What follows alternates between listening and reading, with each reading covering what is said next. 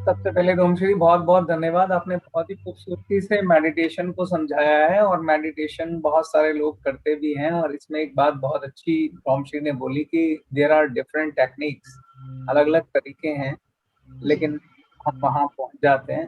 तो रोमश्री ने एक शब्द का इस्तेमाल किया, साक्षी। जी।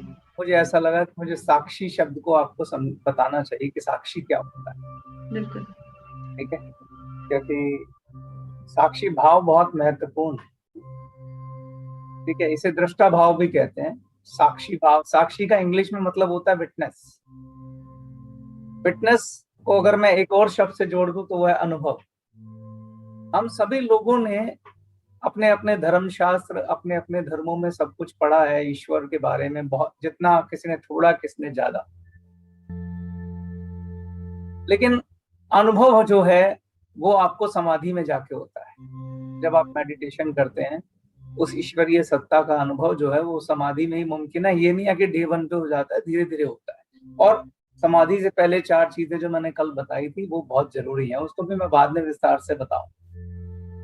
तो साक्षी का मतलब आपको एक सिंपल एग्जांपल से समझाता हूं। मान लीजिए आप कोई मूवी देखने जाते हैं, एक पिक्चर देखने जाते हैं। आप वो पिक्चर बहुत ही अच्छी है, उसमें आप खो जाते हैं। जैसे आप शोले पिक्चर देखने गए, अगर कोई दुख भरा सीन है, आपको आंसू भी आ जाता है। किसी हीरो की उसमें मृत्यु हो जाती है तो आप दुखी हो जाते हैं। लेकिन बिहाइंड द माइंड, दिमाग के पीछे आपको पता है कि मैं खाली साक्षी हूं, जो हो रहा है उस पर मेरा कोई नियंत्रण नहीं है। तो आप उस पिक्चर को सिर्फ दृष्टा भाव या साक्षी भाव में देखते हैं, क्योंकि आप जानते हैं ये, मैं सिर्फ इसको विटनेस कर रहा हूं, सिर्फ देख रहा हूं कि ये मूवी में ऐसा ऐसा ऐसा हो रहा है।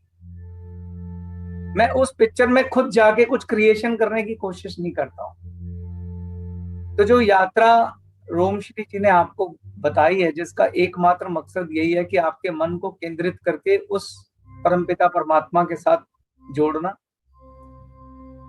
तो उसमें उस यात्रा को सिर्फ साक्षी भाव में रखने को बोल रही है। तो ये साक्षी का मतलब है। अगर रोम श्री जी इसमें कुछ आपको लगता है कुछ एडिशन सब्ट्रैक्शन करना हो तो करें। मुझे लगा कि साक्षी समझाना जरूरी मुझे इसमें एक बात कहनी, थैंक यू आपने इस वर्ड को पिक किया, क्योंकि ये मेरी पूरे आध्यात्मिक जर्नी जो भी है थोड़ी बहुत, उसमें मेरा यही है, प्रैक्टिस है। मैंने अपने नाम के पीछे भी साक्षी लिखना शुरू कर दिया, रोमश्री साक्षी, ताकि मुझे याद रहे कि साक्षी रहना है। और मुझे लगता है कि हमें एक दूसरे से ये भी पूछना चाहिए, साक्षी हो, जैसे हम फोन करके पूछते हैं आप कैसे हो, क्या अभी आप साक्षी हो?